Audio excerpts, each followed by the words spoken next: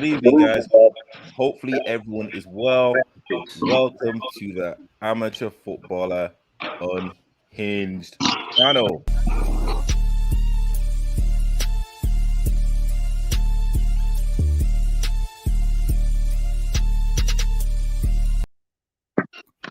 Hello, my name is Jurgen Klopp, and literally welcome to the Amateur Football channel, where we literally destroy teams for fun.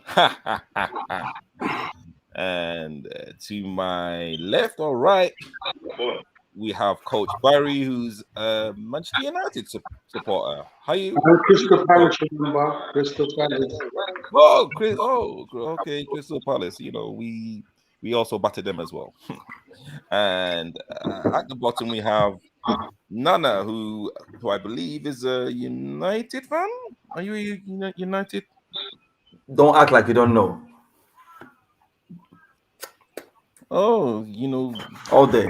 Well, you know what? I'm glad that you was kissing your badge because it looks like a lot of people were kissing Mo's ass.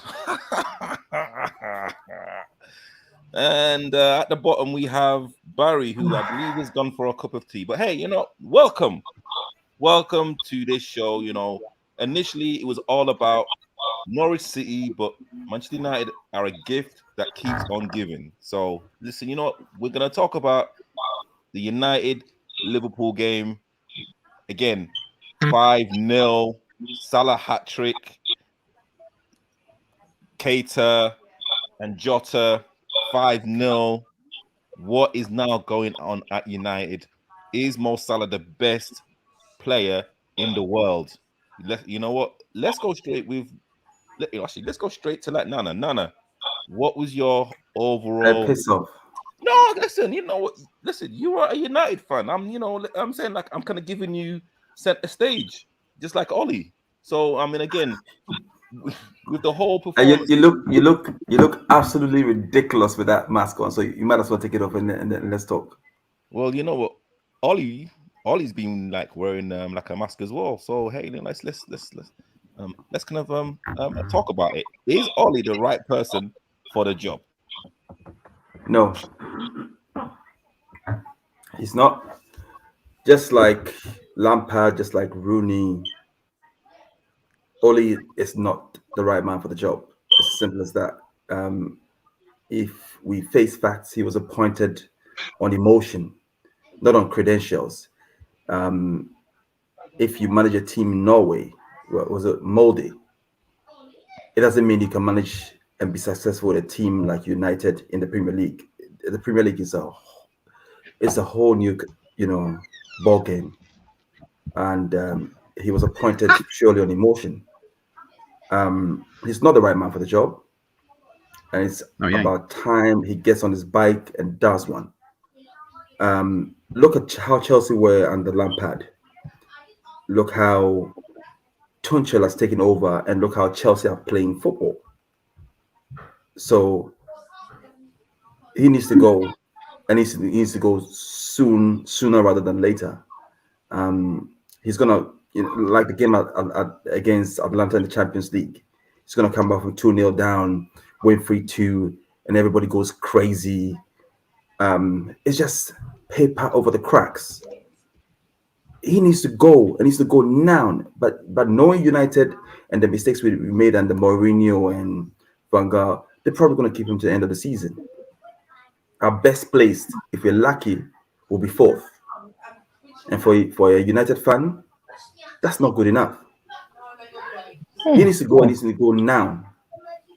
There are managers out there who can do a better job than Ole.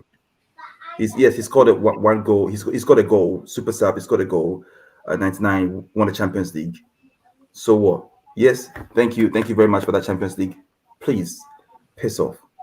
We've had enough. He should have been. Nana, do you think he should have been appointed? Wait.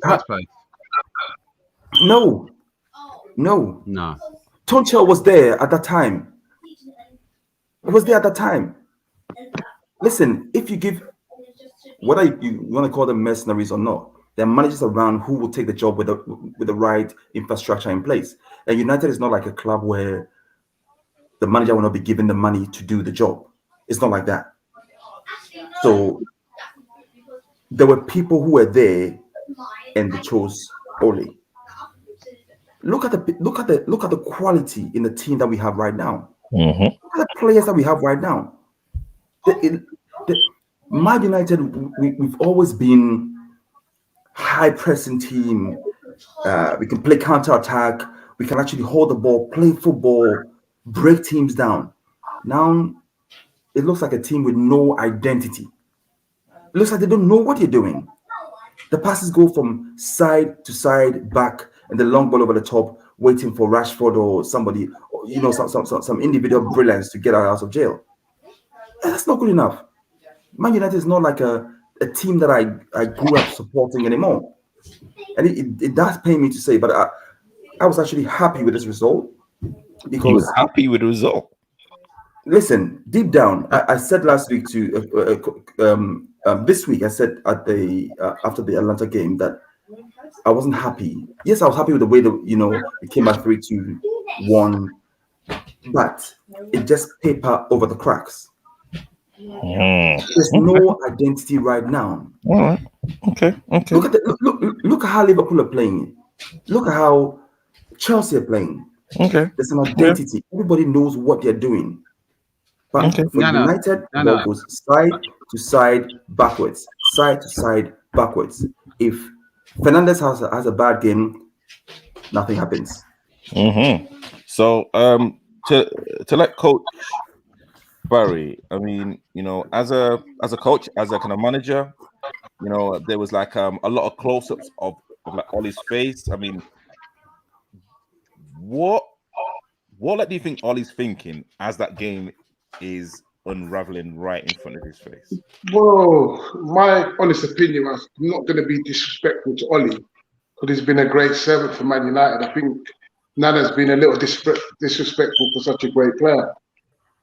I think you can see he's out of his depth at a club like Manchester United. Just the way that Manchester United set up to play one of the best teams in the world at the moment, Liverpool, it just shows you he's way out of his depth. Look at the way United set up to play the game. No, I don't think any team in the Premiership can play. Maybe Man City, can play Liverpool right now in an open game. It shows the shortfall.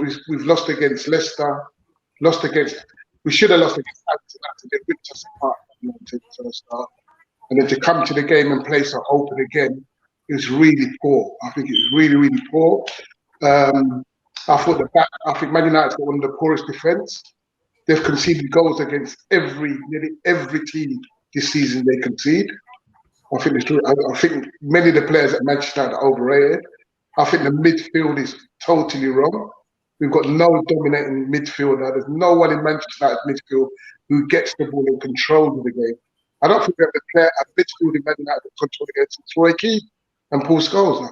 I think they've never replaced those two type of players. I think the front forwards are brilliant. I think Pogba's a massive distraction. What United never usually have a player stay that long in causes. I'm staying, I'm going, I'm staying and going. It's like who's in control, Man United or Pogba? When he got sent off today, he can go back and do his Twittering and his social media now. I just think things need to be changed at Man United. I'm not taking nothing away from Liverpool. I think Liverpool respected Man United. I think they could have even slaughtered them worse second half. And they sort of had a bit of respect for them and took their foot. Someone said it in the chats just now, I think it's Jack. And I agree with Jack that Liverpool sort of gave them a bit of respect and stood back. But I think United need a lot of changes. I don't think Ollie's the right manager for Manchester United. I think they need a manager what can control those sort of level of players, top players, international players, and world-class players. Like we've got Cristiano there, a couple others. But I think we've got to be respectful. We're not a good side. We're not a good team. We've got good individuals, but Manchester United is not a good team. They've got to respect when you're playing up a top team. You've got to plan for it. You've seen some of Ollie's subs when he which top manager makes 3 subs at one time and then players are playing really bad and he leaves them on all the way from the game. Everyone. You can't keep everyone in the team happy. You've got to be the boss and sometimes make decisions what make people. Sometimes you're going to hurt people's feelings. You're going to hurt players' egos. And Ollie don't look like he wants to do that. He's trying to be Mr. Nice. He's played a team where he's trying to please everyone. So I don't think Man United's a very good side. They're lucky if they finish in the top 6 for me. They'll be very lucky. Yeah, and again, thank you to all of the comments that are kind of coming in. Again, there's Barry from Ultimate Football Network. How like good with Liverpool, and at this present moment, is like Salah the best player in the world? Well, Salah's obviously the best player in the world, but I question now: are those players playing for Ole Gunnar Solskjaer? Are they playing for him, or is there something else going on? Because when you looked at some of the other games, they seemed a bit more cohesive. When you looked at the Leicester game, what happened there? What happened to Leicester? They seem to be not knowing what their jobs are. I mean, that's from a team of players that you've got there. That should never happen. And I don't know whether it's because those players seem to be having their own agenda and doing their own thing, doing what they want to do, not listening to what Ole Gunnar Solskjaer is telling them to do. He's not obviously not a world-renowned, experienced coach, but he has got another one next to him, Mike Phelan, who has been there for 10 years. So it's not like that there's no one there of authority. So something else is happening there, Barry. I think you look at the players; those players shouldn't be not being told when to press or not press, or even today they're a pressing team. They're not a pressing team. They know that already. You're playing the best team in the Premiership, and you're playing them in an open game. You're playing an open game against Liverpool. Exactly. That's got nothing to do with the players. It's the manager. You need to set up the team right. No, but the players. Not set up properly at all. Not set up at all. And there's no. Listen, you need to put sentiment away and then respect Liverpool. Liverpool are playing one of the best footballs around right now, and you go and open up the game. Oh, who does that? It's like you're going on emotion as opposed to being focused on what you need to do. But let's be fair. United have always played that gun hole type of football at Old Trafford. So like, let's not get it twisted. Like that's literally how like they like play. And literally, I know that we're talking about how like Ollie is literally lost control. But again, let's kind of give Liverpool their like props. Like they kind of went to Trafford to Old Trafford and actually dominated from start to finish. Liverpool were not even. They didn't even come out of. They were like fourth gear. They were cruising. They didn't even play like the high quality football that we know Liverpool can play, and that's what pains me. It's not about the players playing for the manager. It's the manager being able to set the team up right. Have some respect for Liverpool. If you want to set and be tight, don't open up the game because the press was half-hearted. To say the least. If you press as a team, and if you're playing against Liverpool, you need to be compact. But you are open. We're moving the ball. Look at the goals. Moving the balls around easily. It was horrible to watch, man. The Breeze is happy, man. The Breeze is happy. Listen, you know what? I mean, let it out. Let it out. You know what? Liverpool fans have like also been there. We've literally had dark days, and yes, you know what? Like we've like had a good 3-4 seasons, and and again, what I'm reading more so than anything else is the body language. But like body language of Ronaldo, the kind of body language of of like even Pogba when he got sent off, the kind of body language of Maguire. These are top players now. Like we are. What was the body language you're reading from Ronaldo? Like he's just disinterested. Like no, that's rubbish. He's frustrated. He's frustrated. Ronaldo is a born winner. If you talk about Pogba, I understand. If you talk about Maguire, I understand. But Ronaldo, he was always looking to make something happen. Okay, Pogba doesn't care. Okay, all right. Well, we are kind of back together. But let's talk about the man of the moment, Mo Salah. Come on now, how good is Mo at this present moment in time? Yeah, he's world class. Come on. I mean, you're asking obvious questions. No, well, I mean, you're just gloating now. That's just a but you know what? Come on, like he's the best player. He's the best on-form player in the world right now. What do you want to say? What more do you want to hear? No, but see, coach, when you say the best on form player, he's either the best or like he isn't. So is Mo Salah the best player on the planet, right? Right now. I think that's a rhetorical question, isn't it? What striker the best player overall? When you say the best player overall, to breathe. Coach Barry, you know exactly.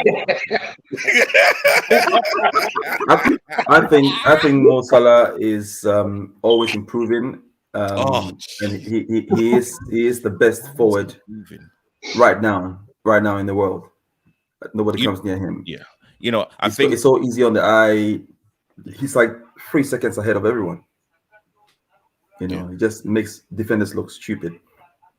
And again, let's not forget, like we had no Mane. Literally, Mane was like starting on the kind of bench as well.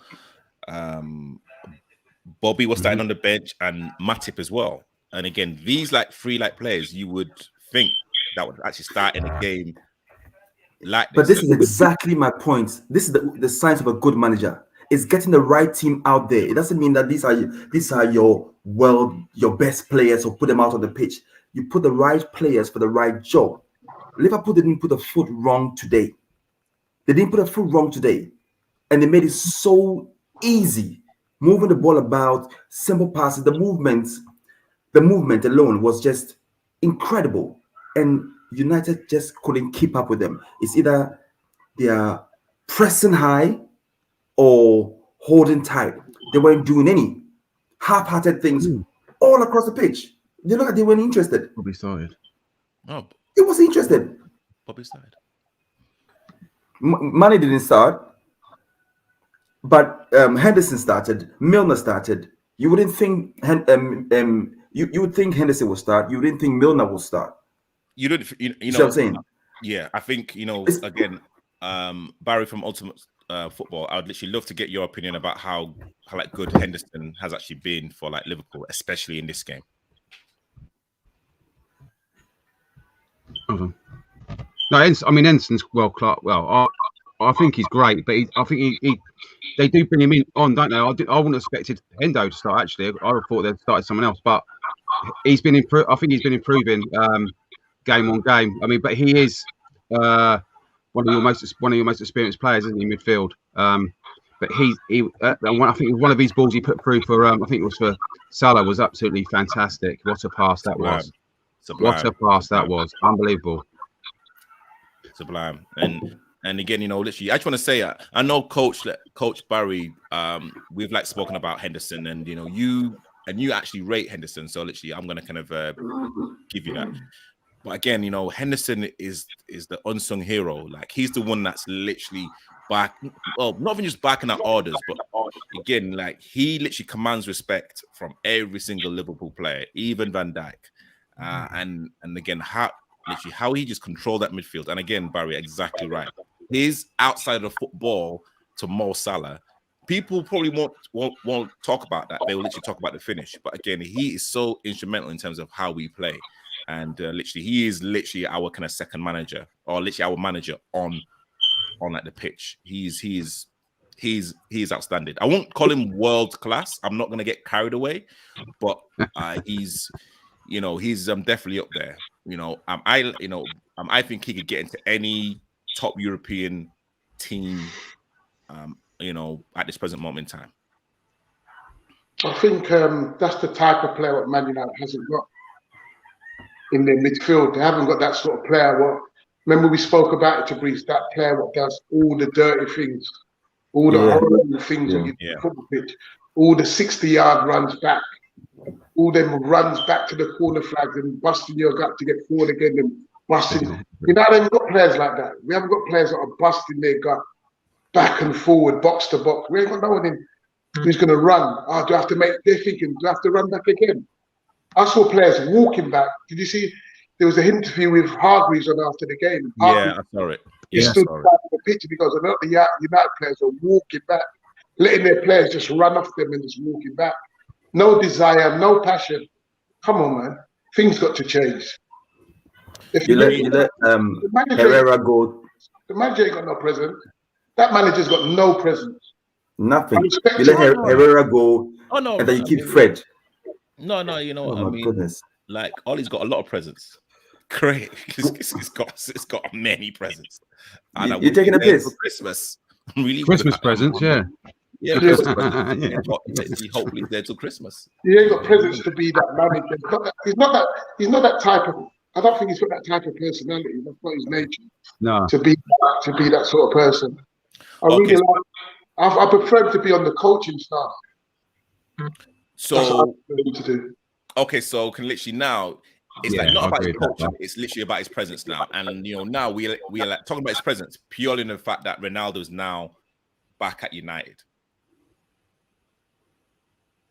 Yeah. And Ronaldo can't win every game for United. Ronaldo is just a man. He needs to play in a team. And right now, that team is not good enough. The manager is not setting the team right to be able to win games or get a good result out of games. United always start slow. If they're pressing half-heartedly. It's like they don't want to be there. It's so painful to watch. If you look at the runs Ronaldo is making, at this point in time, sometimes I think I'll play Cavani ahead of Ronaldo at times. Okay. And hear me out. If you look at listen, when that ball breaks down, Ronaldo is not tracking back. He's not tracking back to make any tackle so the defenders get a free roll. Cavani will bust his gut to get back and try and win the ball back. And we've seen it time and time again. Yeah. Ronaldo, yes, magnificent player, world-class player. We all know that. But he needs people to pull the strings for him to get him to do the finish. Or get it, like the goal which was ruled offside, get him the ball at some point. He can do some magic and make shit happen. Yep, that's him. But you need to set the team right to get a result. And at this particular moment in time, the manager hasn't got it. You let people like Herrera go and keep Fred. Fred is good at breaking up play, but has no common sense when it goes up when it's going forward. Look at Kante when he's playing for Chelsea. Look at Henderson when he's playing for Liverpool. These people can break up play and they can pick that pass. They got a proper footballing brain. And you put Fred and McTominay, yeah, they can break up play. Come on. This is United. You're talking about Paul Scholes, Joaquin, Hargreaves, those rock solid people in the middle who can make things happen. And right now you're talking about United, you're talking about Fred and Matic and McTominay. Oh, goodness. I agree to. Listen, I mean, again, you guys have got Van de Beek, who's like supposed to be, who was supposed to be like the best thing since sliced bread, and he can't even, like he can't get into the team, and Ronaldo walked straight in. My phone. Oh, and he's gone. I think Coach Van de Beek is about. Yeah, literally. Okay. Yeah, actually, breaking news. I think United are actually trying to contact Coach Barry right now for like help. But yeah, I mean, again, we could literally talk about this subject for a lot longer. I know Paul Barrett's kind of come in. United do not have a way of playing. They have never been a pressing team. Nana, I was actually going to say that they've never been a pressing team and they play on a counter attack, and they've always done that. But I mean, again, now. Wait, what era are you talking about? United have been a high pressing team. Back then, if you hang on, if you listen, not this season, that's what I'm saying. But now you cannot say for the last, say, 3, 4, maybe 5 years, they've never been a pressing team. But if you are going back to, say, 10 years ago, United could let you have the ball, do what you want, counter attack. Yeah, United can also press high. Look at, if you're talking about United from 99 all the way to about, say, 2010, United held the ball well. They pressed high, got the ball off. United was not a team that would sit back and let people play and play and play. No, they pressed high and got the ball off you. But the last 5 years, the Moyes era, the Van Gaal era, the Mourinho era, they've never been a pressing team. Yes, counter-attacking team, but they've never been a pressing team. And the United ethos now is. No, just for the question. But the question said they got nowhere playing, and then you say they're a counter-attacking team. What do you mean? No, just before you came on.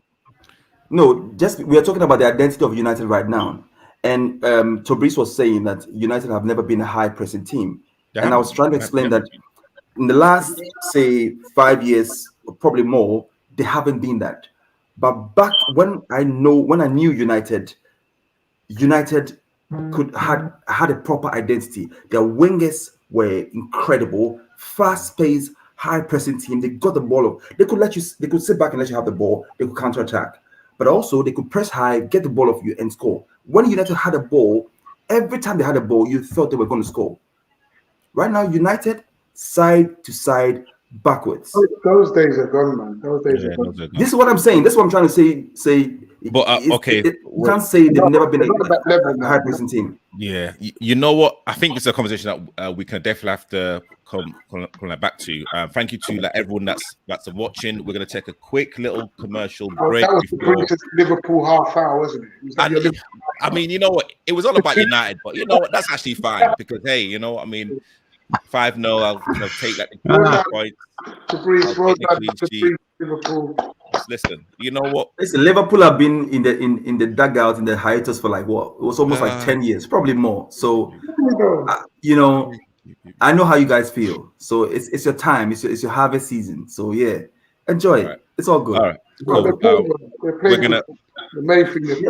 Won't win the league though. Never mind. All right, we're gonna literally take a quick little break, and then we are going to get our guest onto the show. Yeah, look at this commercial.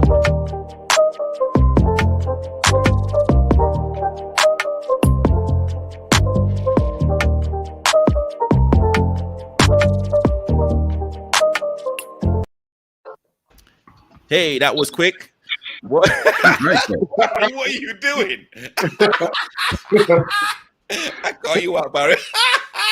It was just getting dressed.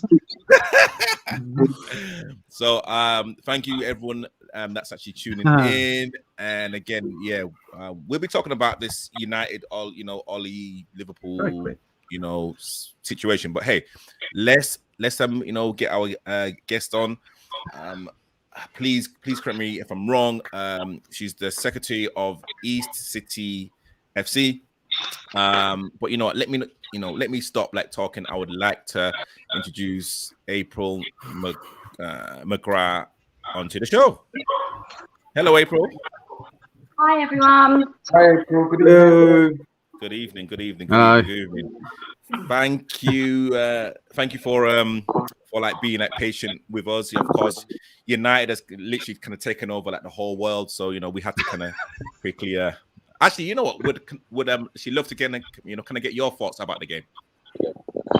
In all honesty, I didn't watch it purely because I've already said I'm not a big football fan. It's been in my family for years, so I try not to watch it and try not to get into the politics too much because otherwise it just turns into a big argument. And I was also at an ice hockey game, so I'm a big sport fan, but all different types of sports. So yeah, but listening to your guys' heated discussion was very entertaining. No, fair enough. And let me apologize. It's City East FC. I've just been corrected. Grassroots. Yeah. Apologies. Actually, April. Let me stop talking. Just kind of please talk about the club that you run. It's a men's team. We play in the Hackney and Leighton League, Division 1 this season. We're doing quite well actually. We just had our county cup game today. We won 6-0, so we're through to the third round of the London Sunday Trophy. Yeah, we're doing well this season. We're doing really well. We've won every game so far. So fingers crossed that's how it continues. Yeah. They do what they do on the pitch. I try and make sure everything off the pitch is done. And we had a conversation, yourself, myself, and Barry, probably a few months ago, and again, I just want to apologize, to you, April.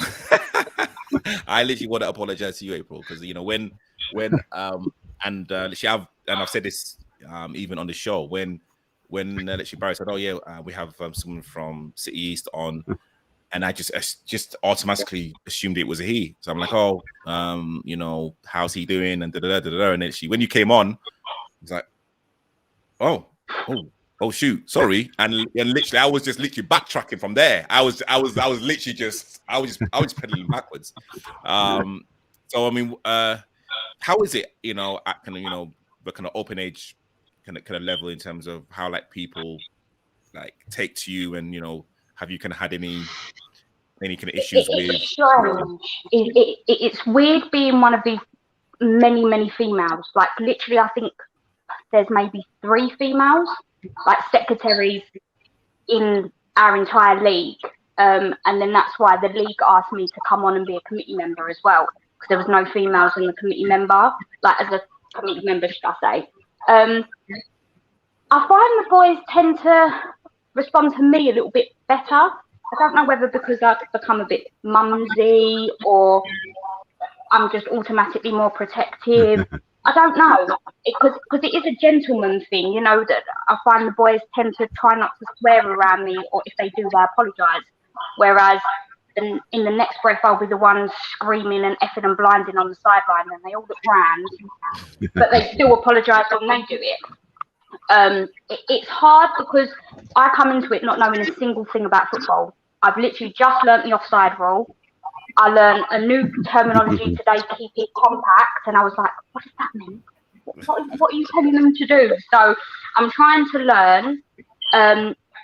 I find that gives me sometimes a little bit of a disadvantage, because if I try and give an opinion, it's not normally taken because I don't understand the game. Luckily enough, my partner is the assistant manager for the team, so he tries to teach me as much as he can. I've just become FA First Aid qualified as well, so I look after the boys first aid wise. Yeah, I think women tend to be a little bit more organised when it comes to admin. And I know a lot of clubs out there, the whole game system has been awful this season. So I think sometimes having a female that's got a bit more patience, it's better for the players. The players have said, having you deal with everything like behind the scenes, we know we can turn up on a Sunday morning and just play football, and everything else is done. So to me, that's my job, to make sure that the players are safe off the pitch and are safe on the pitch, as well as doing league stuff and trying to look after 60 clubs. When I mean men moan more than women, wow. I didn't realise men could moan as much as they do. I really didn't. I thought it was just women. Oh, yeah. The men moan. And they do moan. But they tend not to moan too much to me. And I don't know whether that's because I'm a female. I don't know. I think you do notice certain reactions. Like they might swear at another committee member, but then be nice to me. Yeah, cool. And but still arguing about the same stuff. Yeah. Okay. It is weird. Coach Barry would kind of love to get you to ask April the question. No, it's great. April, I'm Barry Gordon, the founder of Independent Football Club. I do the grassroots youth. We're in the London Saturday County League, and most of the secretaries now in our league are women. Exactly the same reason you said. They're better at administration. They're better at multitasking than the men, and we moan like, not allowed to say it, we moan like, But it's just a simple question, is how do you find it in a sort of like a men's dominated world of football? How was you accepted when you first went to meetings? Because when women first came into our league and came into the meetings, they were kind of ignored. When they used to lift up their hand, the chairman used to ignore them. Did you find that, or has it changed? Because I don't really go to meetings anymore. Has that changed? Or is it still like that?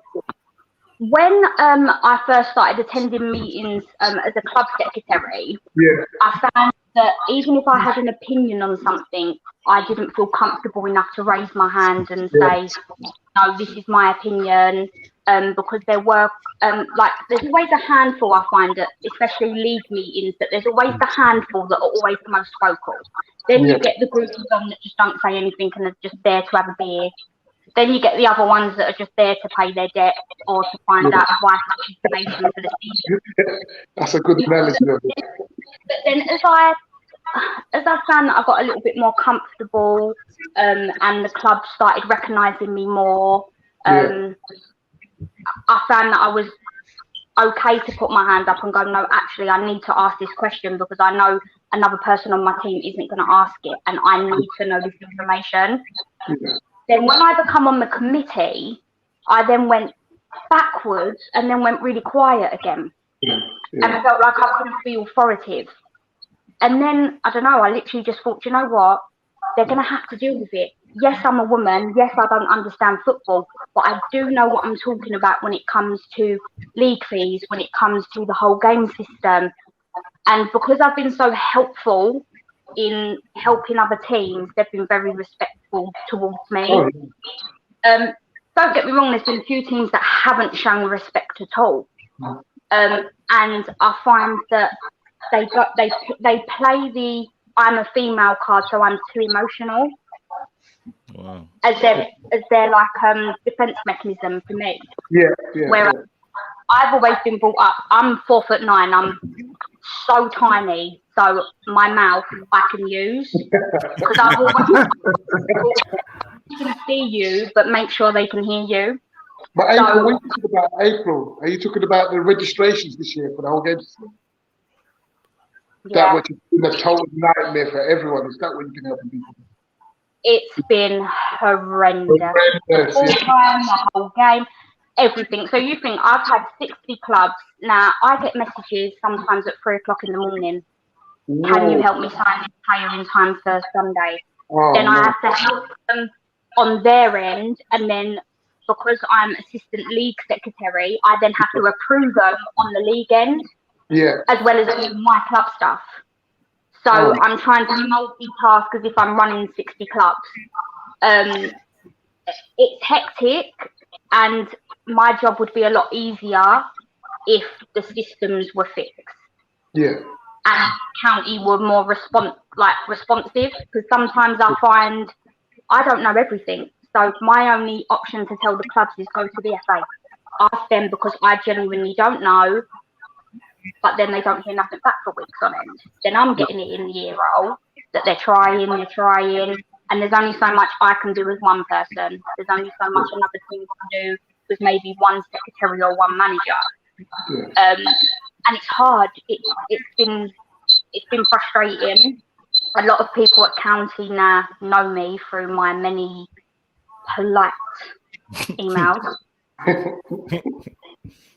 So yeah, it's been hard. It's been very hard this season, admin wise, and I feel for anyone. I respect you. That's great work. Because I've been doing it, and it's been a nightmare. So I've got 2 women in my.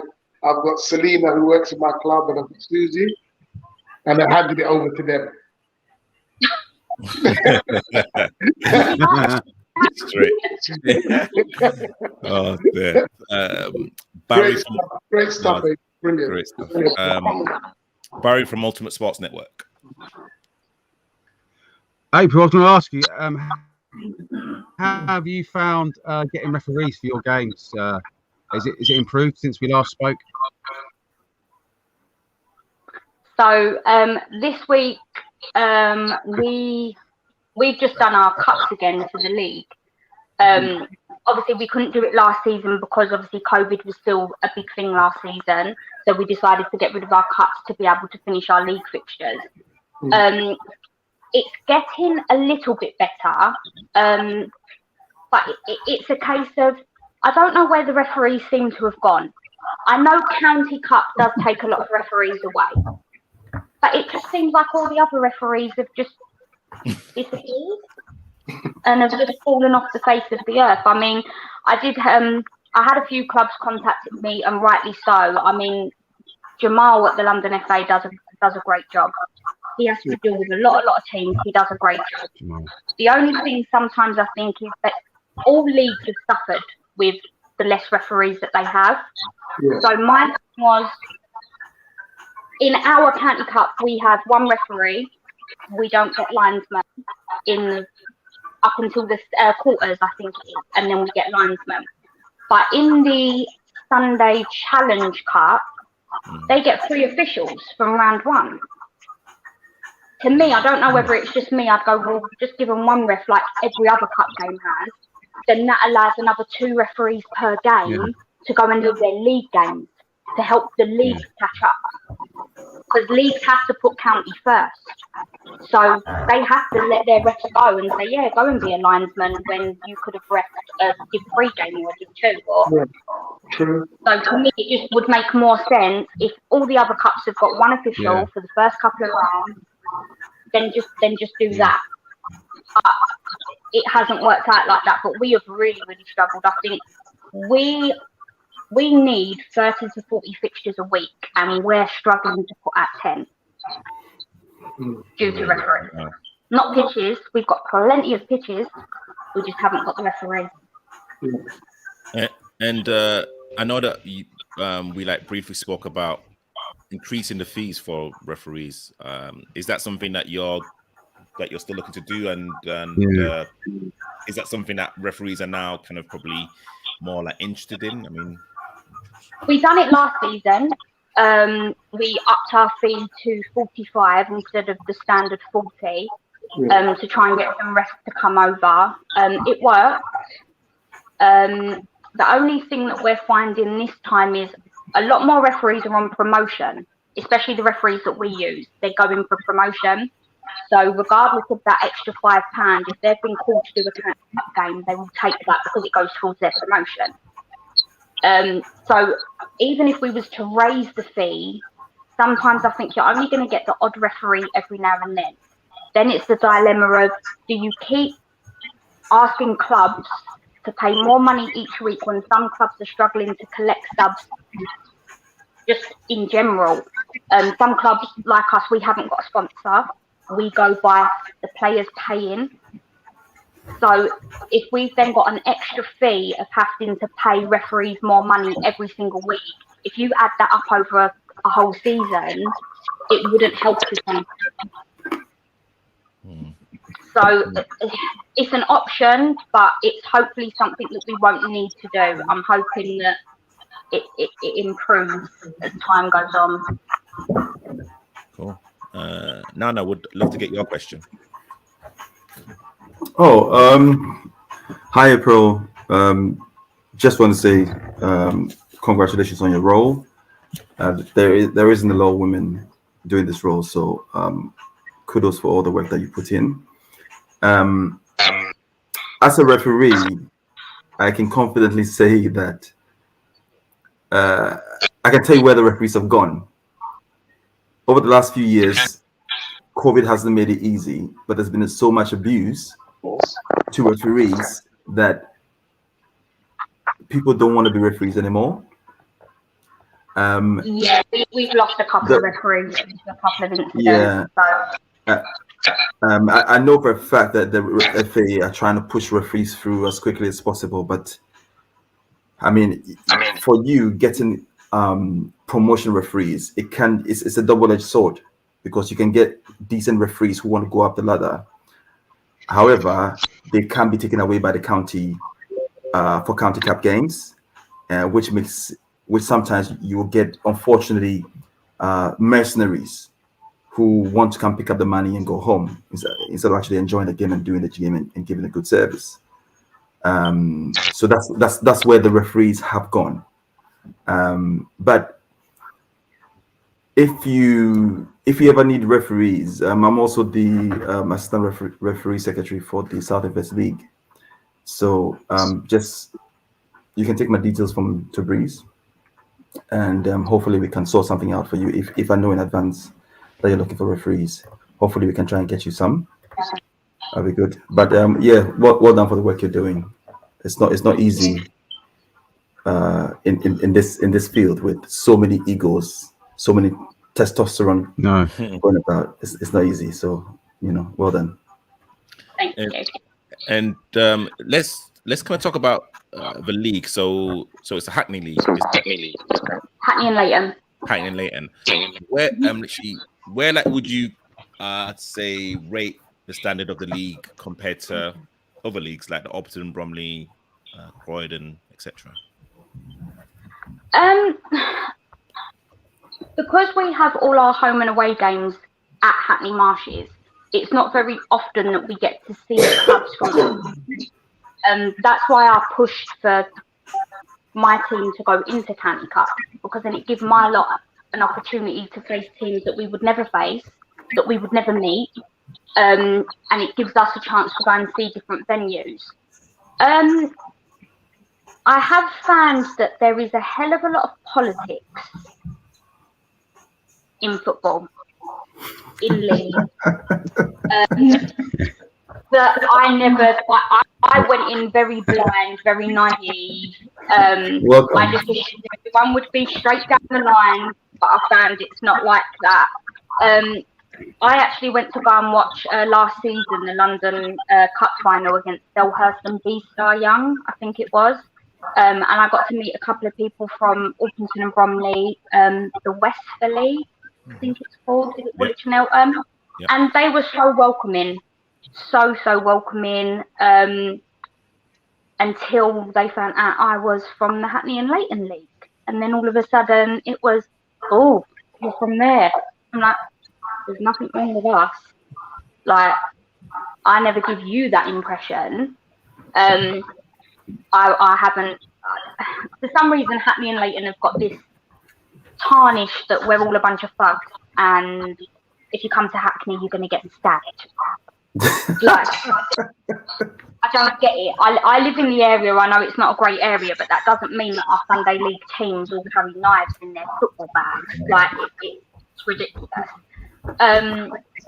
That's why I think I try and network as much as I can with different club secretaries, different league secretaries, just so they know that we're trying to move forward as a league. We lost 3 committee members within the last couple of years. I mean, I know a lot of people knew Jermaine, and he was trying to interlink the leagues enough where we all had like a good relationship, because I know that Orpington and Bromley, the Westford, they all seem to know each other more so than what we do. And because I haven't really been in the football field for a long time, I'm still trying to get to know people. I just think it'd be, I think it could be an idea that London should do. I know they do their Zoom meetings for leagues and stuff, but I've never really been invited to like a face-to-face meetup. Like, you see our leagues do committee meetings for all their clubs to come to. Why can't London FA do that for leagues? So that we can all get to know each other. Then we can all help. As you guys have just said, you have offered help with referees and, the women's teams and youth teams. So why can't we all get together, we make our clubs get together, just to get relationships to help each other out a little bit. But there hasn't really been any of that. So I don't, unless the teams come to the Marshes or I go to somewhere else, I don't have any relationship with any of the other leagues, sadly, which is a shame, because I follow a lot of the teams on social media. I know a lot of my boys do though. Like, there's a few, especially like SC Dons and the YouTube stars, that it's like, oh yeah, let's follow them and see how they're doing. But other than their leagues, we don't really know too much about them anymore. So. Okay. And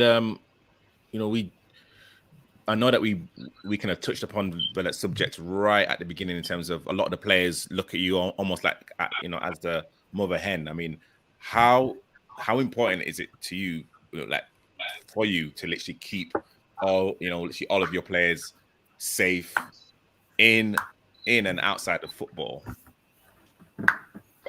In all honesty, that's my main thing. There's even been a few times where I've said a player shouldn't play, whether that be a suspected concussion, whether that be I know they're suffering from an injury from the week before, and I just know that they're not right. I've got a relationship with all my boys that I can just look at them and know that there's something not right, because that's the relationship that I've built with them. But there's been a few times where it's just been, no, we're going to let him play. We're going to let him play. I'm trying to put my foot down a lot with it, because to me, the game is only 90 minutes. Them boys have still got to go work. They've still got to earn their money. They've still got to look after their kids. They've still got to look after their family. My main priority is not to win or what happens on the pitch. My main priority is making sure everyone leaves safely, everyone is training safely, and that's not just my club, that's all the clubs. Everyone has to stay safe. That's why all the clubs in the league are annoyed, because I keep banging on about a first aid kit. To me, that shouldn't be a hardship. Every club should have a first aid kit. You shouldn't have to think, oh, maybe the other team has got one. No, don't assume. Don't assume anything, because one of your players could go down with a massive gash, or one of your players could go down with a press. Someone needs to know how to use the defib. April, is it with our clubs, youth clubs, we have to have, like, I'm the welfare officer, I'm also the safeguarding officer also, and I do the first aid. And a lot, it's the same with men's. I don't know so much about men's. Do you have to have these positions in men's football? No. Oh, good. Okay, I didn't realise. There's no one. There's no youth players. So you don't have to have a welfare safeguarding. You don't need to have a welfare officer. You don't need to have safeguarding. That goes up to 18, just up to 18, and then that's it. Well, this is where it gets a bit confusing, because originally they said if you had anyone under the age of 18, you needed a welfare officer for your club. Yeah. But for some reason now, as long as the league has a welfare officer, you can play players under the age of 18. Okay. So a lot of our clubs do it. If they have a 17-year-old, then they've got a welfare officer. Yeah. And we tried to push for a lot of our clubs a couple of seasons ago to become charter standard. Yeah. So I've done it with City East, and it was a requirement that you needed someone who was FA first aid. Yeah. So that also, but it had to be a non-player. Hence why I ended up stepping in, because I wouldn't be putting on a pair of boots. So that's why we tried to push for everyone to become charter standard, and then the FA got rid of the charter standard and turned it into the England accredited. Yeah, they've changed it. Yeah, so it kind of knocked us back a little bit, because that was our way of getting the clubs to get a first aider without actually saying it's a league rule. Yeah. We're saying if you want the benefits of becoming charter standard, then you need to do the FA first aid. Whereas now it's a lot of our clubs haven't got FA first aiders, let alone a first aid kit. Yeah. And some of them haven't even got the magic sponge and water. Some of them haven't even got that on the sideline. I think that's gone now. You're not Yeah. For certain reasons, you're not allowed to use the sponge anymore on the water. That's crazy. I feel from ice on them anyway. That wakes them up really quick. Just throw some ice on me. Just tip it on them. Just tip it on them. Where's the magic water? And I'm like, oh gosh, here we go.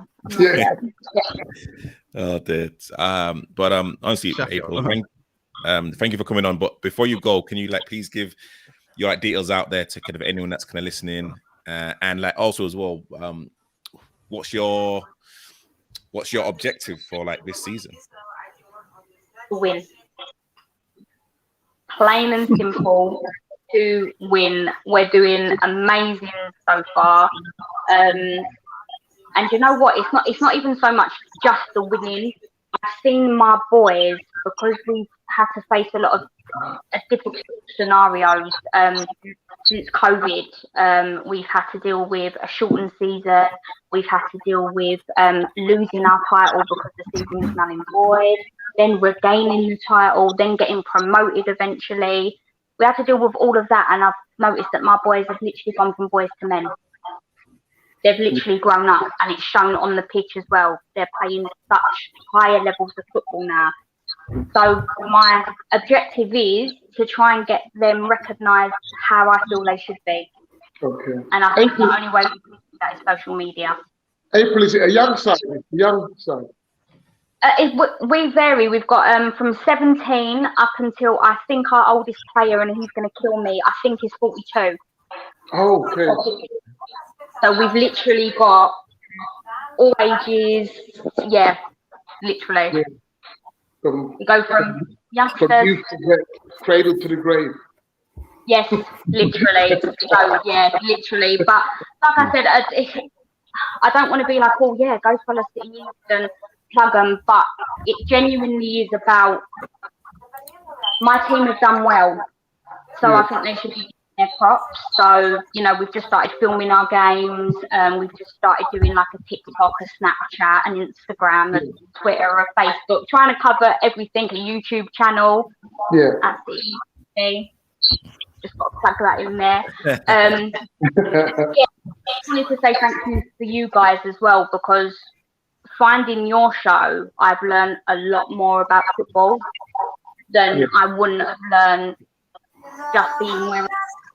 So what you guys do is genuinely amazing. So thank you so much. Thank you, April. Thank you. And again, so you guys are on Twitter, Instagram, YouTube. So if we just put City East FC, will we find you? Comes straight up. Great stuff. Honestly, April, thank you so much. And like another thing, I might have a centre back for you. He does make a few mistakes, and I've literally put his videos out in certain groups. But I'm literally gonna send you. I'm gonna DM you a video, and literally, please tell me what you think. I want your honest. Goodness. Oh gosh, you're making me a bit here. The fact you've all seen it, you're making me worried a little bit here. Oh no, no. Some of the videos actually of my striker with the wrecking ball. Oh, okay. That you need to have a look at. Yeah. All right. Yeah, you need our videos. I'll send them to you and I'll tag you in them. So yeah, that's a bit of a telling off from me. No, please, literally just DM me and literally also as well. I will literally also give you Nana's details. You should have should have Barry from the Ultimate Sports Network. You should be on his network, and also Coach Barry as well. A wealth of knowledge. I will also send you his details as well. And again, this is a platform for conversation, and again to kind of share knowledge and information. So honestly, April, thank you for your kind words and the support. Thank you so much. Cheers. Thank you very much. And yeah, we will definitely see you later on. That's brilliant. That is brilliant. So yeah, I will after the show, or possibly even tomorrow, I will literally make sure everyone's kind of got. Who's the centre back for Breeze? Who's the centre back? Oh, what is in the centre back that I've got? Well, I mean, literally, I think he's taking a piss. No, he's taking an absolute piss. Has he got a centre back? Was he? No. I mean, coach, you've seen the videos that I've been putting up in the group of,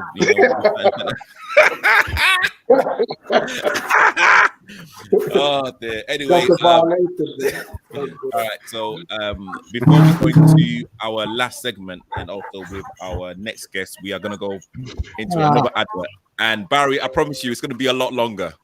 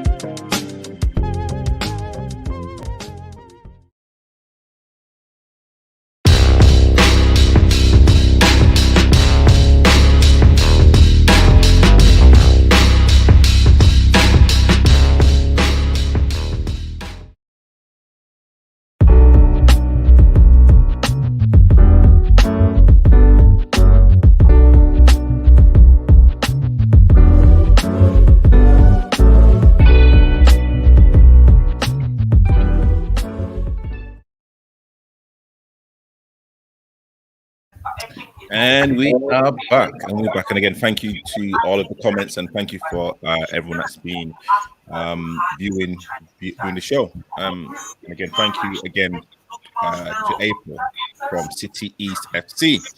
So we're going to go straight into the next segment, which is the Vets Football League Roundup, and we have the correspondent here that she specializes in this particular area. We have the Black Clock. Yay! Oh, we can't hear you. Black Clock. We can't hear you. Cool. No, I don't think. Oh, okay. So while Paul is getting. Oh, hello. No. Okay. So literally, as literally Paul is literally sorting that out. Let's kind of go through first of all the results from yesterday, and I believe this is like the cup games. Catford Wanderers 3, Johnson and Phillips 2. Nana as a kind of captain player. Something in the background. What's that noise in the background? Who's literally got a TV on? Oh, it's gone. Oh, the voice of reason. No, we can't hear you. Oh, no. We can't hear you. No, nothing. It's try switching everything off and then literally putting everything on. Okay, let me remove him. So Nana, could you kind of talk about the kind of Catford Wanderers, Johnson's and Phillips games, please? Yeah, we played a very. Sorry, say again. I said at last, a win under our belts. I mean, this was my first. Yeah, I can hear you, Paul. Yeah. This was my first 90 minutes in probably almost 2 months, so I definitely felt it. We played against a very good and organized Division 1 side. It was a very good game, I think, but we were 2-0 up at halftime. Second half, there was a penalty. They came back in, and then we scored again 10 minutes later, and then maybe 10 minutes to go. They scored the second goal. They never at any point sort of cut the team open. It was, two silly mistakes that cost the game. That cost the goals, but it was a very good game, very organized side, and it's good to get a first win under our belt so that we take it on forward into next week. We have a league game. Boys are up for it. You've gone 4 games without a win. The 5th game you've won. You can't go any lower. It's time for us to get a good run under the belt. I saw something yesterday that I hadn't seen since I joined, and it's only going to get better. Okay. Yeah, Barry. What changes? What was the difference yesterday? Was there any difference? We played more as a team. There wasn't, we weren't looking for individuals to build the team out. We played more as a lot more organization. We held the ball much, much better. Yeah. Very few long balls in the whole game. And from the very first minute to the end of the game, everyone fought for each other. And that was different. I mean, it's still very early days for me, so I don't know the culture yet. But what I was impressed by what I saw yesterday, especially holding on to the ball. So many chances were created. We could have been easily 6 goals.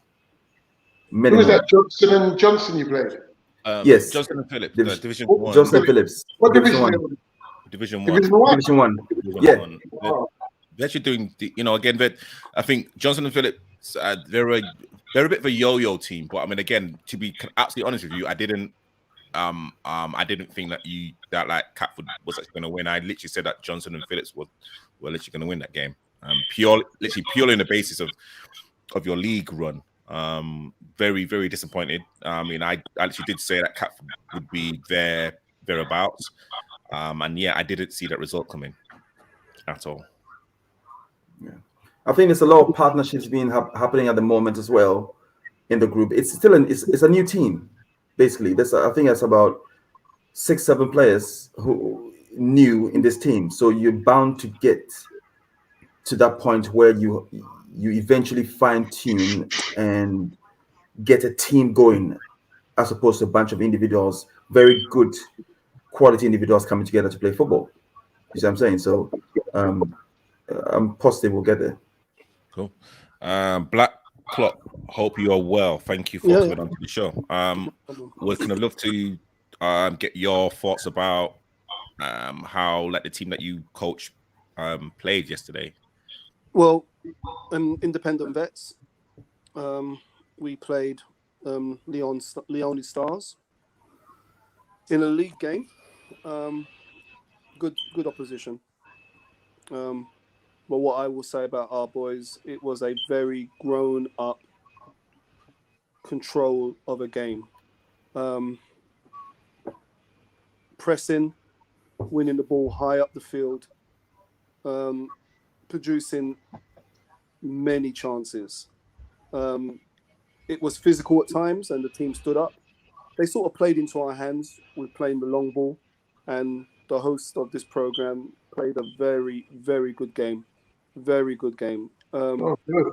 Yeah, very good game. What position, Paul? Centre back. Oh. Yeah. Very good. Now it's for them to try and win the shirt off him. That's what happens in football. Definitely. You get openings and you go in and you got to produce, and it's for the other person now to get the shirt off him. That's why that bugger's so happy today on the show. No, he played well. He's had a double. He's had a double. He's had a bloody double. No, he played well. Buzzing like. He's had a double. Yeah. Put his head in where it hurt. He got a little bit of a knock and he had to come off. A bit of concussion, but yeah, if he'd have stayed on, he definitely would have got man of the match for sure. To breathe. Well, we all, Barry, we all know that to breathe is a soft youth, so a little knock and is off. But in terms of a black club saying, people to get the shirt off, it's somebody's duty to get a shirt off him now. If only he's going to be present for 3 to 4 games. It's good for it's up in the air for everybody to see. Because if you want to play and hold your shirt, you have to be there week in, week out. And we know next week is probably a new to breeze. Are you joking? So he's got his mindset. He's got his mind locked on. He knows what he needs to do. The team are full of confidence. He wants to be part. Don't make me laugh, Klopp. So to Breeze, hats off to you. I'm glad that you're feeling well. I rang you this morning. Glad you're feeling well. But back to the game. So they were physical, but the team stood up to it. Produced many chances. Our guy up front, Dash, unbelievable. You didn't say who the opposition was, Paul. Leone Stars. Oh, they played Sporting the other week. Then. Yeah, Leone Stars. Very good side. Very good side. They can play football. Football. Physical, but they can play football. They can play. Yeah, they can play. Really? Yeah. They beat you, so what? Yeah, I know they beat us, but in terms of the chances that we played, that's fine. That's fine. I'm happy with that. Yeah. The chances that the team created. Oh my God! Wow! Look at this idiot. Because the chances that we created, like I said on the show before, there was no way we should have lost the game. But that's what you did. On paper, yes, and hey ho, yes, so it doesn't matter how many chances you make if the ball doesn't. I just disagree with you that they're a good football team. That's all. They're very physical, and they have That's fine. That's fine. Yeah, that's my fine. Opinion. That's but fine. But there again, you can't say they're not. So that because they beat you, you know what I mean. Just because they beat you and you had a lot of chances doesn't mean that they're not a bad side. So if any team beats Liverpool this season, that means on the day Liverpool are bad. Exactly. That's what I'm saying. They are not Leone Stars. They are not a good footballing side. They're not. Well, I don't know. I didn't see your game, but watching from what I've experienced with them seasons past and from the last time we played them, and the chances that we created, we should have been way out of the park. But on the day, 2 chances, they took them. We hit the post like 4 times, and that's why it's painful for that loss. But to say Leone Stars have a very good football inside. I said they were a good side. I didn't say they were very good. I said they were a good side. They play to, what do you mean, Paul? They play to their strengths, isn't it? They play to their strengths. They play good triangles. They've got good players on the ball happy to receive the ball under pressure. They're strong. Okay. I just thought they played into our hands by hitting the long ball. They're missing out. Sometimes they were missing out midfield, and it was just going. He was just gobbling it up. So I thought they sort of played into our hands in that. You know, they had a very good goalkeeper. Very good goalkeeper. Very good. That's the best player on the pitch. That's very good. That's their best. Yeah. Oof. I don't think he's the best. Yeah. I think they've got a little bit more than just a goalkeeper as good players. Their captain's a very good ball playing player. He is. Yeah. So, you know, maybe when you play them again, you might be in for a little bit of a shock because they're getting their good boys back. So you might be in for. I'm glad. Oh, they can get whoever they want back. I'm looking forward to the return games. I'm glad that we played them twice early, Barry. That's all I'm saying, and I said that to the boys. I'm glad we played them and got them out the way. Because let me tell you something.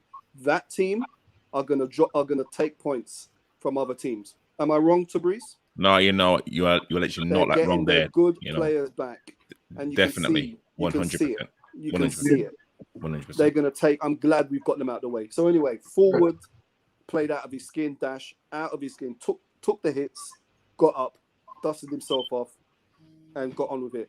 Midfield, Nels, man of the match, breaking lines, unbelievable player, carrying the ball, 3 people hanging off him, you know, like a lion.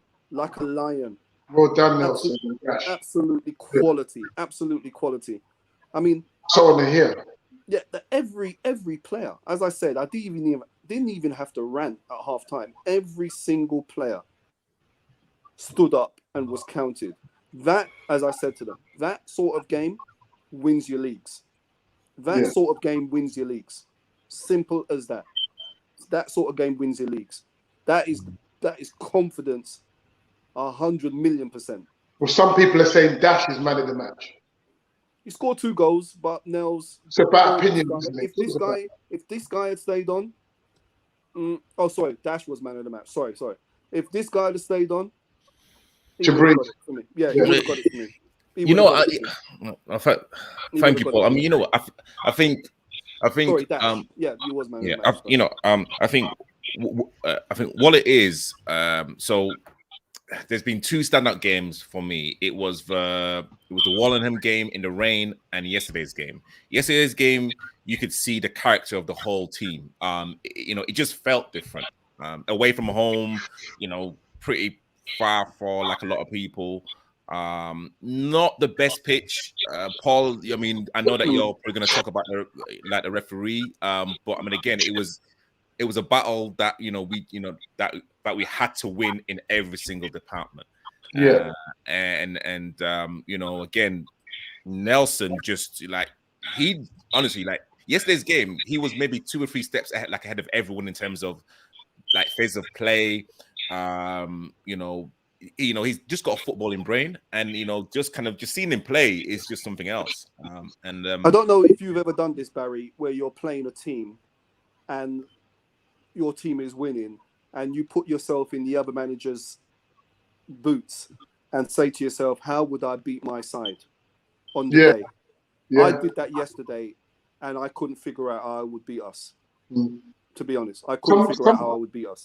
It's like today's game. I say you just got to take it and say, let's just keep limitations and prepare for the next game. You just got to take it. That's what I said to them. Yeah, it was a very good grown-up win. controlled the game, took it to them, lots of chances, scored the goals at the right time. Yeah. And I don't believe we was in danger of losing the game. Yeah. They had their pockets. They had their pockets of, all in every game. You have your pockets where the other team's on top. They had their pockets, but there wasn't a danger that you thought that there was more gears to go up.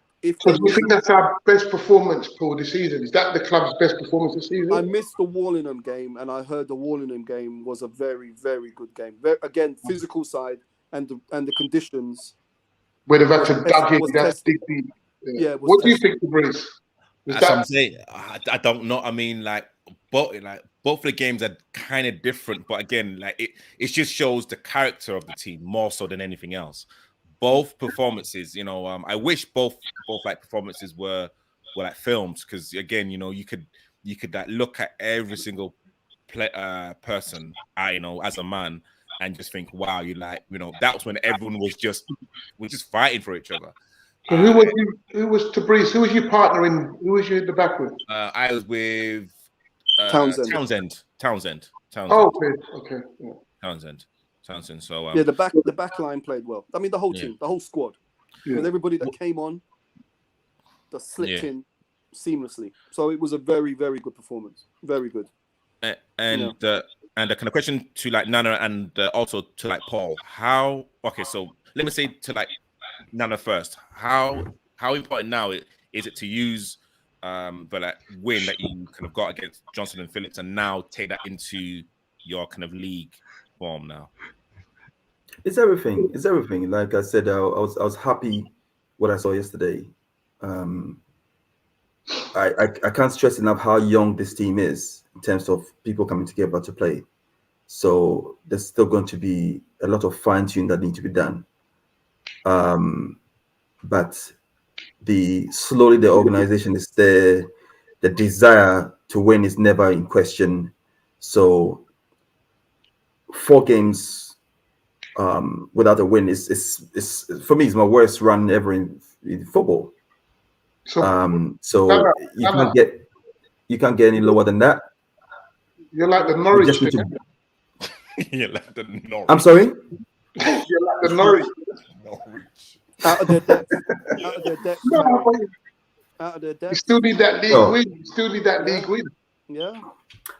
Well, that's what I'm saying. You can't get lower than that. So you need to carry it. Like we said after the game, we spoke about it, and we need to carry the same performance and even better next week. We need to chalk that win.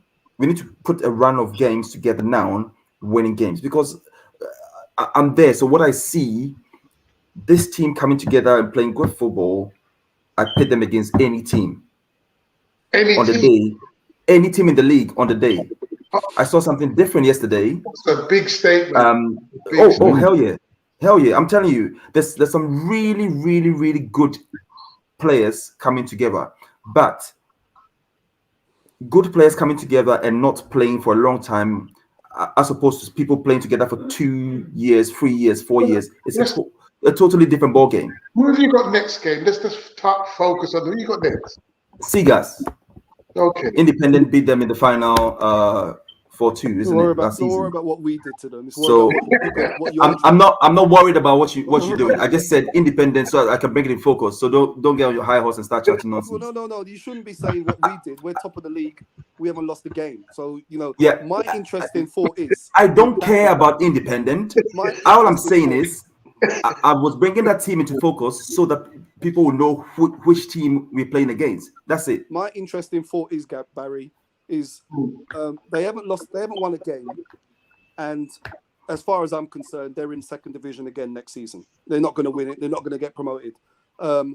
What does that do to the mindset of some players who may have thought they were going to maybe get promoted? If you lose another 2 games, which is quite possible, you're going to play us again. You're going to play Santos again. You're going to play Santos twice. Blackie for a good ball playing side. So there are a couple of errors. But they played Santos already. I don't think Paul is talking any sense here, because wait, hold on. Nana, hold on. So, but question to Paul is how important is it now for Independent to be focused on the next game, and to really kind of not like look ahead to like games against certain other rivals? We never do. You know that. One game at a time. One game at a time. You're funny, Paul. We never do. You're so funny. We've got it's all you've spoken about for. We've got the foundations for over a year. So how can you say you never do? Already. Okay, we've got the foundations. We're in a good place. Okay, unbeaten. Why are we looking 3 weeks ahead? We're looking to the next game. Come with the same intensity as this game. Get your 3 points. One game at a time. Simple as that. No point looking 3 weeks ahead. What are you looking 3 weeks ahead for? That's my manager, man. That's my manager. Come on, my manager. You look at tomorrow. Look at Saturday. We're knocking up heads. No, we're knocking heads up. Come on. Yeah, that's what we do. You know? I said last week. I said on the other one, Independent, Sporting, they will be there and thereabouts at the end of the season to win the league. There's no doubt in my mind. They're very good from the side. So you should be up there. But what I'm saying is what I saw yesterday. If this team comes together, listen, I'm not under any illusion. I'm not under any illusion that you can compare in terms of a team playing 4 or 5 years together to a team which is just coming together this season in a different league. When in the best football league, the higher you go, the more organized teams are. So teams playing together for a while makes a huge difference. It doesn't matter how many quality players you have in the squad. If they don't come together to play as a team, it's you don't get the results you want. So this is a new team is building, and I'm thinking that once this team is built on the day, if we play like we played yesterday, I'm not worried about any team that is put in front of us. But you got to get out of relegation zone first, isn't it? That's football for you. That's football for you. For the 2 weeks ago, for example, we should have lost that game. There's no way we should have lost that game. But it's one game at a time. Mama, be realistic. You've got 0 points at the moment. Try and win a few league games, then we can build on that, innit? Try and get some points. Barry, that's exactly what I said. We have to build on what we got yesterday. Yeah. Chalk the first league win under our belts and put a run of games together. You see what I'm saying? I'm not under no illusion the status of our team right now. But you just said you can beat anybody. Of course. Oh, okay. All right. Of course. On the day, put anybody in front of us. If we play like we played yesterday, you would beat. Okay. Anybody you put in front of the team, they can beat them. And how the team you played yesterday is your marker. Then the team you played yesterday is your marker, isn't it? How easy is that, Barry, to keep that level when you haven't won a game in the league? It's gonna be very difficult. It's not easy. Nobody said that, but it takes one win. It takes one win and you go. Yeah, it can change. Yeah. Exactly. We played the Division 1 side yesterday. I don't know your squad. So I'm basing it on, I just have to listen to your opinion, Paul, and to Brees, what they think. Is he being realistic? I'm asking them, is Nana being realistic? Barry, you know how real I am. I'm not going to sit here and lie and say not be like that. Barry will be Kappa will be winning the league this season. You see what I'm saying? It's a team which is building. I've said it over and over again. I know. I mean, I've like said on the vet show right at the beginning of the season. I thought Catford would be thereabouts.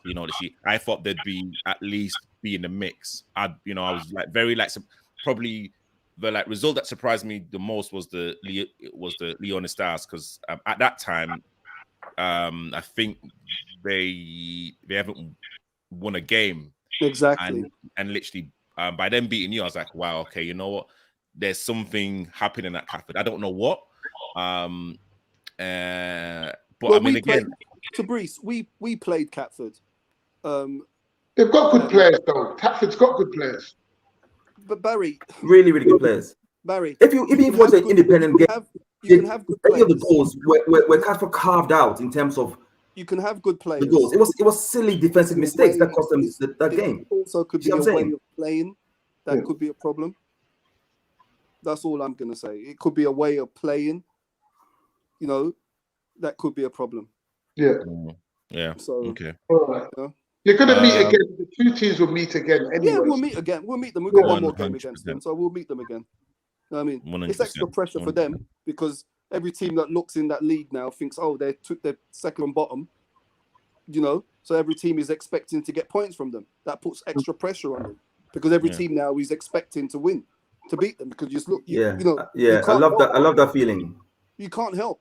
Well, I love that feeling. I wouldn't love that feeling. I love that feeling. So that's. I love being the underdog. I love being the underdog. Yep. Okay. I love being the underdog.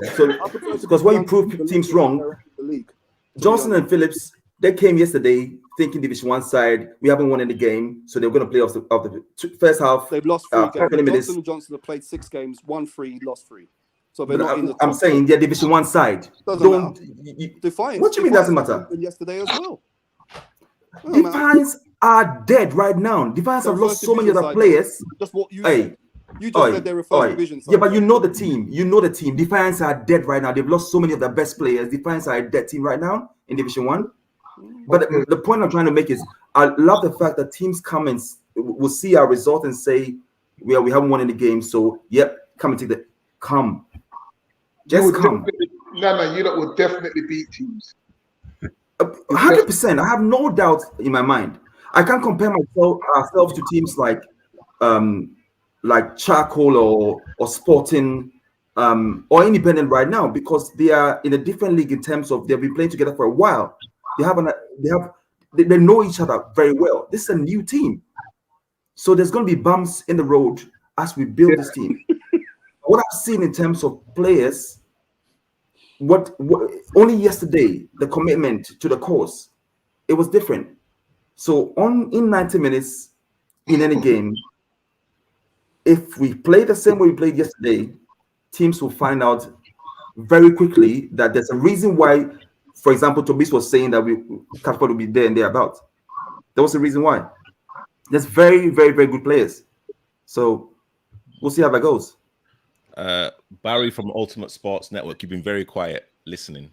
I'd love to get your thoughts. Come on, Barry, jump in. I don't know much about Bets Football, so I'll be honest. So all I know is what I hear from you guys. So I can't really comment about Catford and Independence. I've never seen any of you guys play. So it's difficult for me to make a judgment without being making it up as I go along, basically. So I don't know. I mean, I suppose if you're in a relegation battle, I suppose you are going to find it difficult to. Nana thinks that they can, and who am I to say he can't?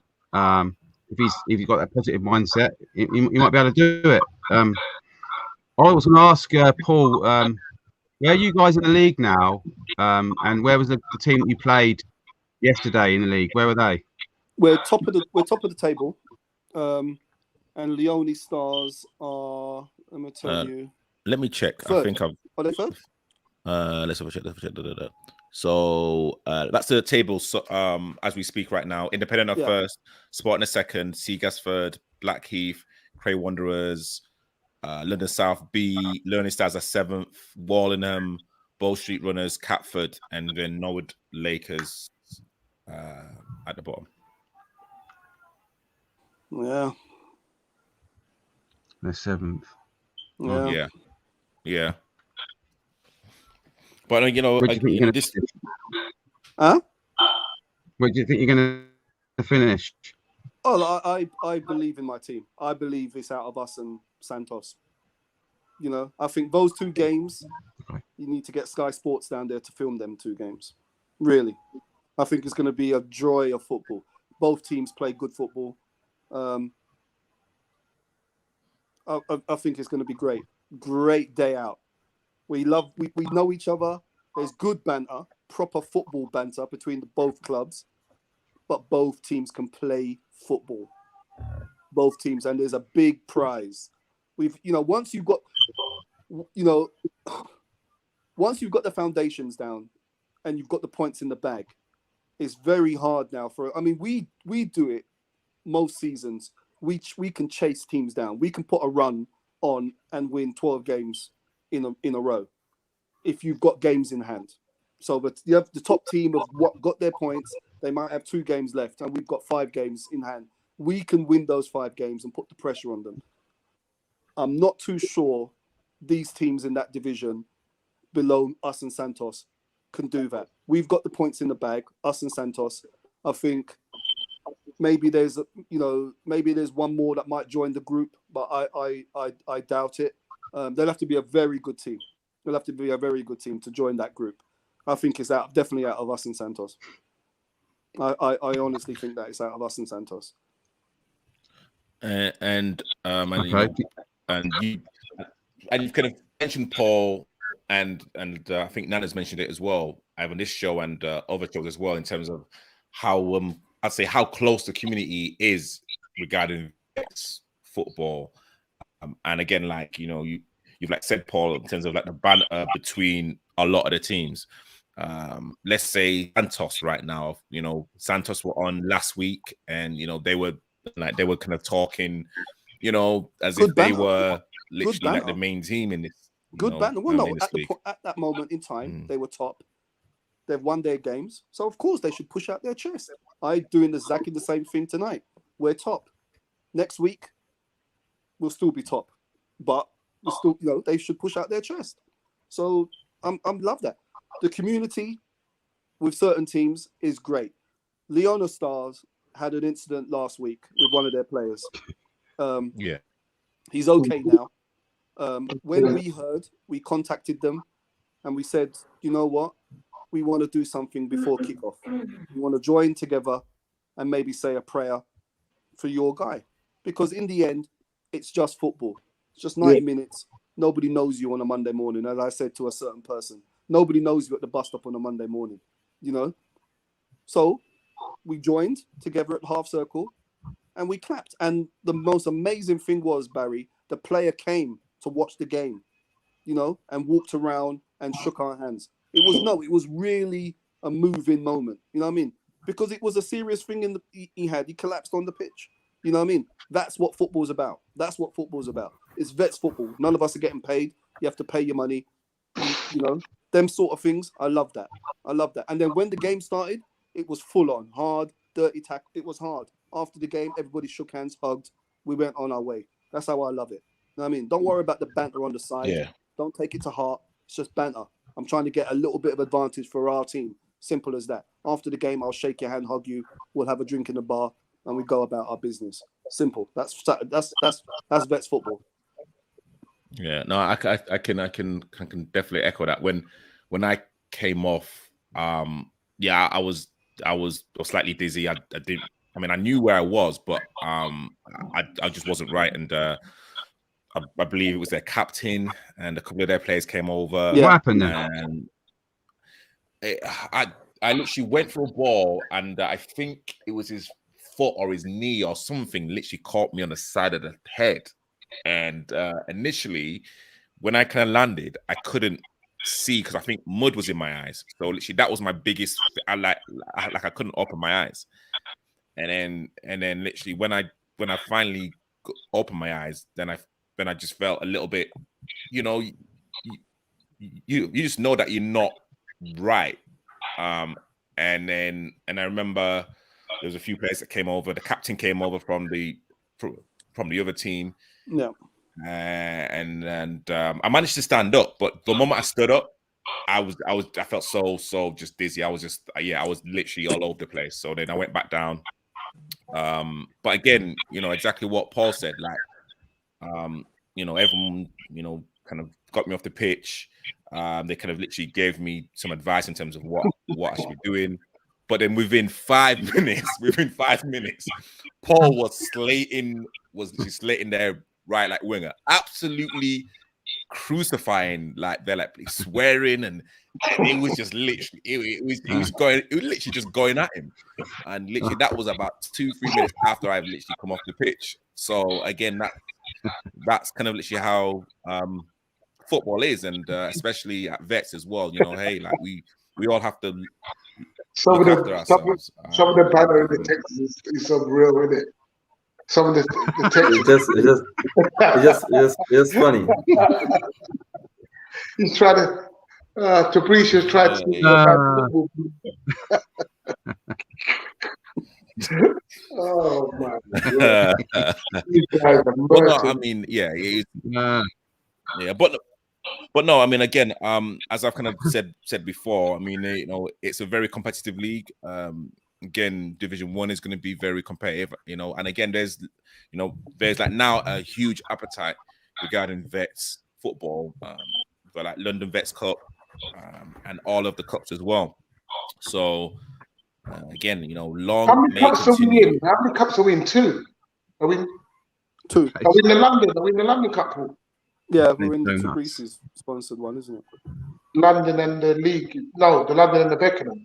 London and the Beckenham. Yeah. Is there a league cup? There was, but they wouldn't allow you to do free. I don't get that. Because they don't want to mess about with their league fixtures. So the further you, if you was free, and the further you went in the league, in your cups, you would be missing league games because the cups. I think the cups take precedent. Yeah, out league games. President. Yeah. Yeah. So. But will it be at the club's discretion?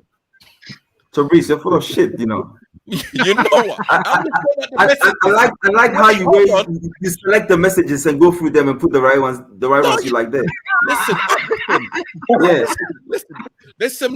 Listen, there are people out here that are like supporting Catford as well. I'm literally going through. I am literally going through, Nana. So literally, don't like start with me. Like, do Listen, not start with me. I'm not slating Catford at all. We know some of their players. They're a good side. All I'm saying is, it's another season in second division. They're not going to get promoted. There is no way. How many teams go up, Paul? How many teams go up? Two. Just no, I can't see it. There's no way the top three sides are losing 4 games. No way. No way the top 3 sides are losing. And I say 3 because I'm adding someone into the mix. I don't know who that team is. There's going to be someone to add into the mix. There's no way they're losing 4 games. So I think it's going to be Blackheath because literally I looked. Blackheath, I've only played 3, but they've won all of their games. Don't know nothing about I know Blackheath. They're a good playing side, but you know what scares vets? Pace. And they haven't got pace. So I look forward to playing them. But yeah, they the press, the 2 Barrys. Let me tell you something. As a manager, it's a beautiful thing to see your team press another side high up and win that ball on the edge of their box, and you're like, wow, we're in again. But Paul, remember what I was saying about certain teams? They're trying to play out from the back and it's not working. As I said on Instagram, whoever wants to play out on your head be it, because them three up front that we got, wow, they're like hyenas. They hunt you down. They hunt you down and they set traps. So play out from the back. On your head be it. That's all I say. On your head be it. Cool.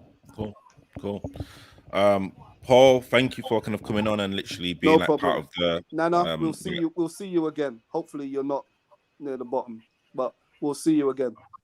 We will see. Don't worry about us. Just worry about yourself. I'm not worried. Yeah? I'm just saying. Okay. We'll see you again. I'm not worried. Yeah. So just concentrate on you. We'll see you again. Congratulations on your win. 2 Barrys. Well done. Keep going. Have a good weekend. What's left of it? Yeah. So Bruce, see you on Wednesday. All right. Thank you very much. And we go again. Brilliant, Paul. Keep it up. Keep it up. Take care. Take care. Bless. Bye. Thank you. Yeah. No, it was again, it was a kind of, good game. I mean, again, personally, putting like football aside, it was kind of good just to have people around me that just literally kind of talked me through exactly what I should do at that particular time. Because, hey, for that maybe minute or so, I didn't really know. I mean, I kind of knew what was going on, but you are still, I've like still got the testosterone and like the kind of, I'm kind of still pumped to like try and play. So Did you go to the hospital? No. You haven't?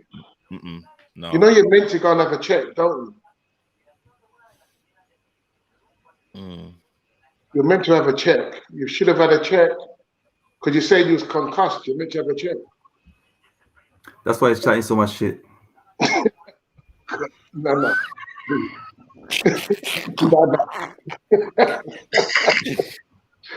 Listen, you know what, Nana? That man is always walking around concussed anyways.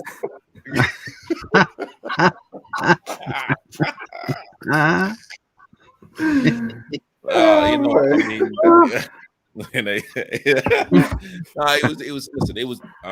Hey, you know, it was a good game. It was a hard physical battle, but again, it was kind of it was kind of played in a kind of fair way. We didn't really talk about the referee too much, but there was a few decisions that were a bit. But it is what it is. That's every week, though, isn't it? That's every week. That's every week. It's kind of hard to kind of judge a referee when it's kind of so physical, especially when it's kind of very. Nana, you when it's a physical game, and like when the ref is like calling certain things, you think really it's have we kind of lost the element of literally really tussling and battling and holding and To Brees and Nana, you know what sounds good? It sounds like it's a really competitive division. That's what sounds really good. It's a really competitive, good teams right through the division. That Division 2 is very competitive. Am I right in saying that it's competitive right through? Yeah, you know what I mean. Again, I think we've mentioned it on the show that players who are turning like 35, 36 are now coming straight into vets. They're not staying at open age until later on because again, the standard of players now is completely different, and I can only see it getting better and better and better. If even if you kind of look at some like players at Catford, they have got some great individual players. I know some players at Catford. They got some good players now. They got some good players. I saw two players yesterday I hadn't seen before. I think Shep, winger, and a midfielder. Is it Ems or? It's just the start. What's knocked you back, man? The start is just. Listen, I wasn't there. I'm there now, and I'm fully committed to the cause. And what I've seen, I'm happy with. I'm not. When it comes to independence, and I know I go back there because yes, I was there. I saw the process. I saw the process from the beginning up to where independent are now. So I understand where this team needs to get from where we are now to where we need to get to.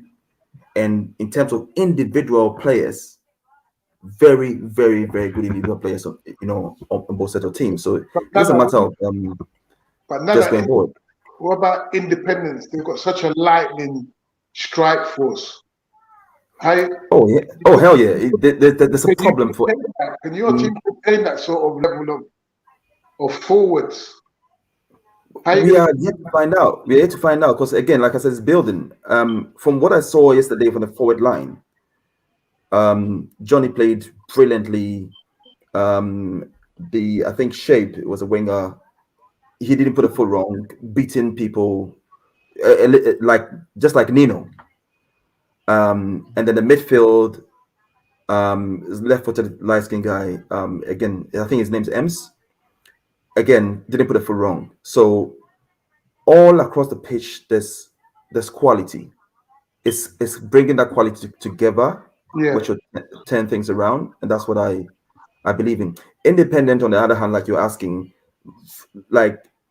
very, very, very good team. Very, very, very good team. Problems for the forward line, especially Dash, Nino, Nathan. They would give problems to Division 1 sides, Division 2 sides. It's a fact. It's a fact. So wish them all the very, very best. We'll see how things go at the end of the season. Yeah. No, and again, I need to come and view some of these games. I need to see some of these games. Yeah, to let both Barrys. I know Barry Ultimate sports network that you are like busy on a weekend with your boy playing football and also AFC Wimbledon. And I know coach as well, like you kind of coach as well. But again, if like you guys can kind of come down to a like Vets game, you'll be very, very surprised of the pace and the quality on show. It's it's completely different from literally what I thought Vets would be. And again, that's the reason why it took me like a few years for me to even join like Vets team. But yeah, I mean, it's completely different now. Completely different. It's a totally different ball game. Okay, well, you know what? Let's kind of call it here. Let's kind of call it time. It's gone on to 5 to 10. Thank you to everyone that's that's literally tuned in. Crazy amounts of comments. Too many to even mention. Paul, Nino, FSS, Nels, Darren Mecca's on there as well. Mecca's on there. Yeah, who's some Darren? I don't know who like Darren Evans is, but Jesus Christ, Chris. You don't know Darren? Darren Evans. I don't know who Darren Evans is. You're right winger, Darren. Always casting out referees, Darren. Oh, always throwing his tails out of the pram, Darren. You know what? I didn't even know his surname. Thames is Darren. Oh, Thames. Thames. Oh my God. Anyway, well, you know what? Hey, it is what it is. It is what it is. But no, again, thank you to kind of everyone that's kind of tuned in. Again, thank you to everyone that's literally supported the show. And again, we keep on moving. Again, just a bit more housekeeping, just to let you know. Of course, every single Sunday we have the Unhinged show, and also every Thursday as well. We can literally have a show as well. If there's anyone that's looking to play 7-a-side, again, myself, Ultimate Football Network, and also Sunday League, we have all partnered up. We're looking to create something very, very special. So anyone that's looking to play, please let us know. And actually, Barry from Sports Network, can you please talk briefly about the charity game next week? Oh, the charity game in, I think it's Kent, isn't it? Down your way. Yeah. Yes. It's with Charlton Legends, I believe, against, I think it's TS. Is it TS Sports Business Club team? I believe so. And are you playing, Grace? I don't know. Possibly. And again, it's going to be a great game. Again, the Charlton Legends. I should have actually got the poster on the show, but yeah, again, it's a kind of Charlton Legends. I will put out certain things on my socials, but again, if you can make it, please come down. And yeah, you know what, I may make an appearance. I may be. It's Halloween on the 1 o'clock, yeah, kickoff. It's 1 o'clock kickoff. Gates open at 11. Oh my gosh, I should have got this down on bloody paper. You're concussed, we understand. Oh jeez. Help me out, Barry. Location? Please go on in. I'm asking you. Oh, you're asking me. Okay, sorry. Location is is Cray Valley PM Stadium, Middle Park Avenue, London, SC9 5HB. Tickets. Yeah, so tickets are £10 for an adult, 5 for children. There's a website which I should have put down. But yeah, it's literally the Charlton Legends. I don't know if you guys can see that. I don't know. I'm just sorry. Can't see it. Right, I know. I believe is it John Solarco, Scott Minto? So literally, I know John Solarco is going to be there. Scott Minto, Alan Kirbishley, Kevin Lisby's playing, Jason Newell as well. There's literally a lot. Well, put it this way: for Charlton Legends, do not want to lose. Like they're not out there to actually lose some games. So I'm going to be a very competitive game. So again, yeah. Please kind of come down and support. And if you can need any tickets, please DM myself or Barry from the Ultimate Sports Network. And I'll put certain things up on my social media channels as well. I will literally flood it this week. So yeah, no, thank you. Everyone that's tuned in. We will do this again next week. Yeah, next week. Guys, thank you for tuning in. My name is Fabrice. I am probably not probably. I am the second best football. You are concussed. That's what you are. Hold on, wait. Hold on. No, wait. I am officially the second best football creator in non-league in the UK. So that's true. Yeah, that's all I'm saying. That's true. That's all I'm saying. That's the truth. Yeah, that's all I'm saying. And also as well, the best centre back that you'll ever see in your life. I'll see you guys later on. All right.